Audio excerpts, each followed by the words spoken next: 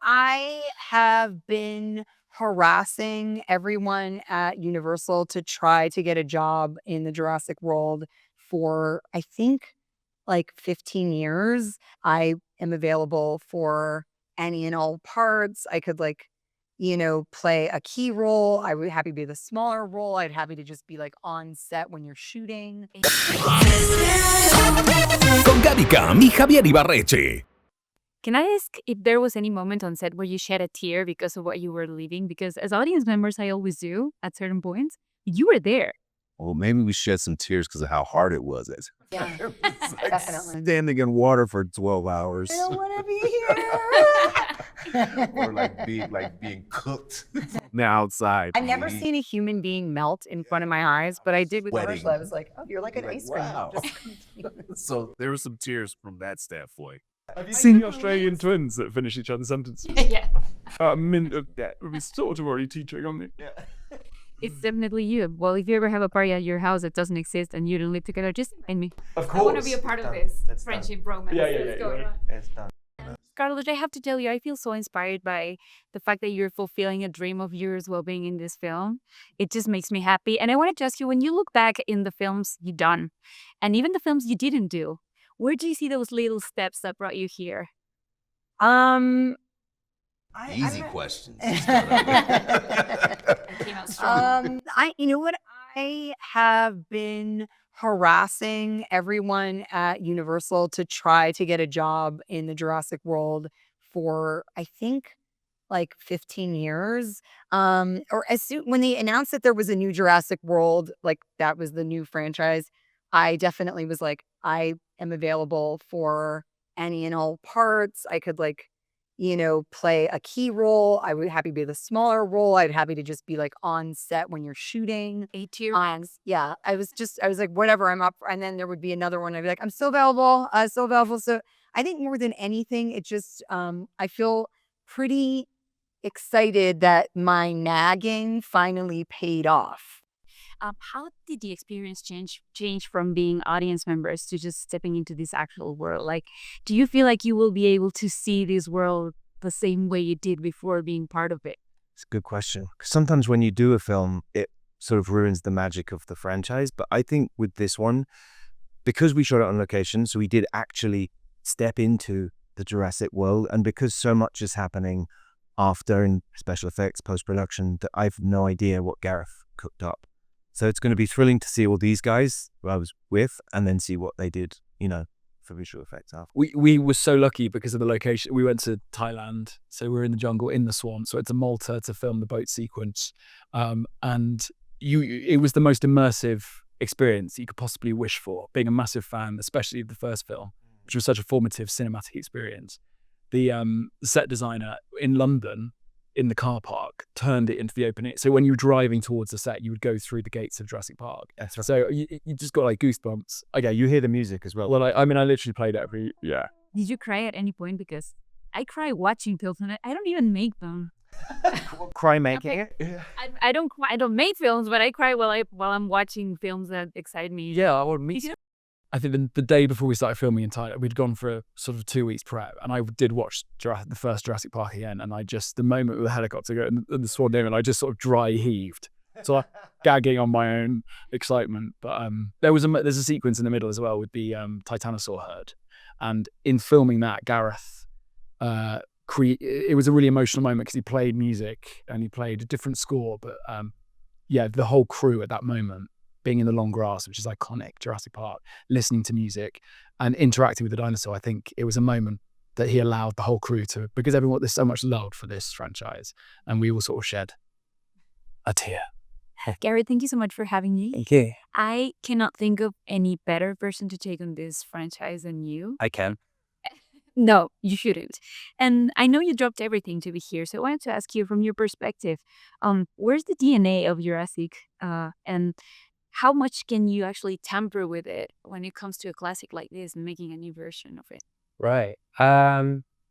Yeah, that metaphor is good, because you're kind of you don't want to completely replicate what happened like in the first movie, because, the first movie is a masterpiece, right?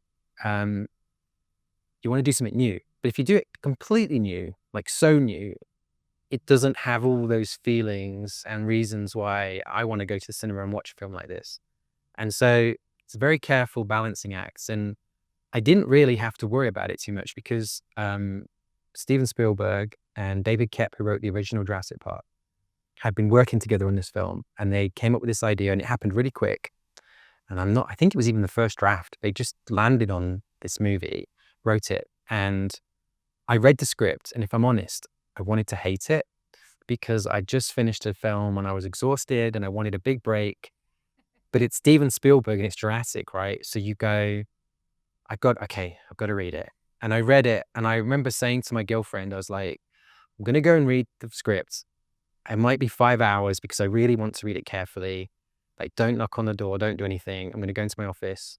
I hope it's rubbish, because I don't want to disappear for a year, And so I go into the office, and she obviously was waiting outside. And then eventually I come out and I'm like, oh shit. I was like, it's really good. I got to do it. And so then he was like, okay, I'm going to leave home for a year. But, I want to know, how did you bring your love for classic monsters into this film? Because I know that there was some sort of inspiration. How can we find it in this film as audience members? My dad made me watch American Werewolf in London when I was 6, which traumatized me, and I didn't sleep in my own bed for many years. It had nightmares every night, which was good. Probably why I ended up liking horror and wanted to make horror films. So we've got this creature in our film called the D-Rex.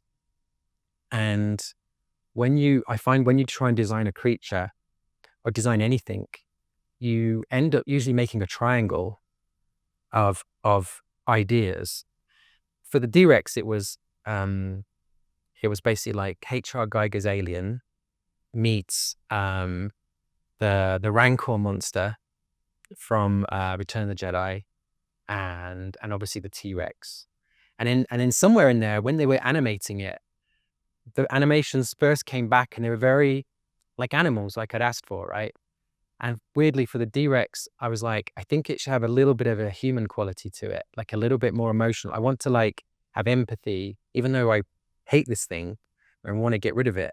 And so I asked the animators, at the weekend, go watch The Elephant Man and try and pull some of that. Like, it's someone who's struggling, like he's struggling to like be okay. And the world is obviously slightly rejecting them, and it's not their fault, and it's our fault. And I kind of wanted that grayness in the monster. And so you sort of have some empathy towards Scarlett, to me, when I think of a female heroine, badass action, I always think of you. Like, to me, you are the top choice. Do you see yourself as that? And if you don't, how do you make yourself believe that you are before stepping on set?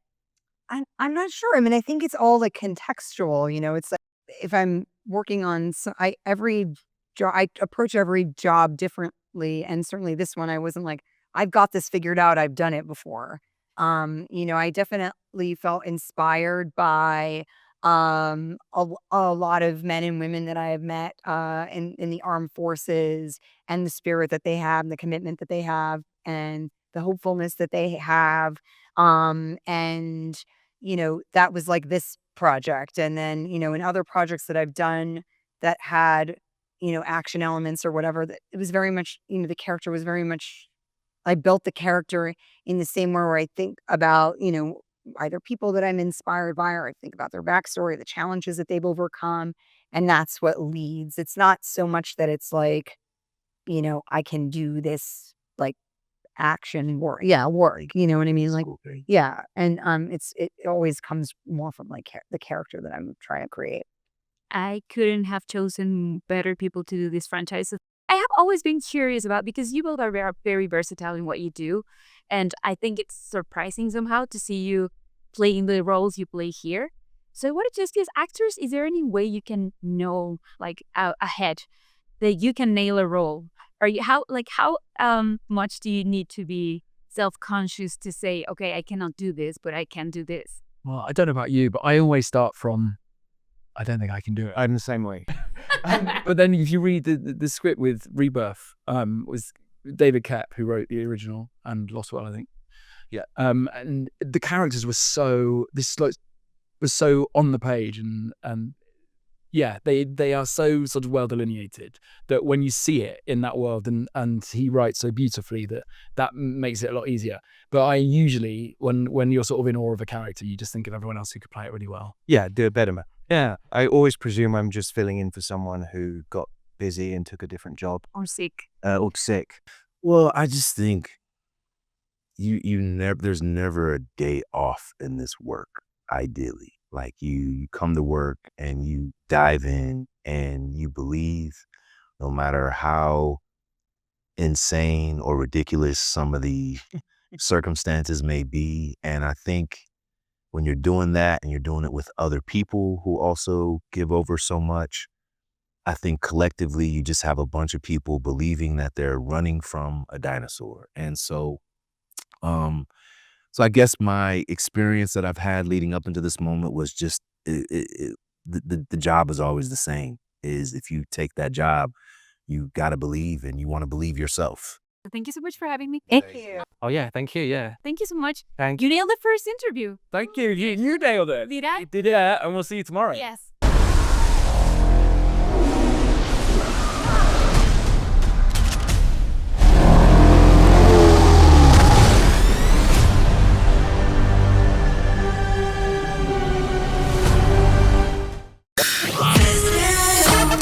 Con Gaby Cam y Javier Ibarreche.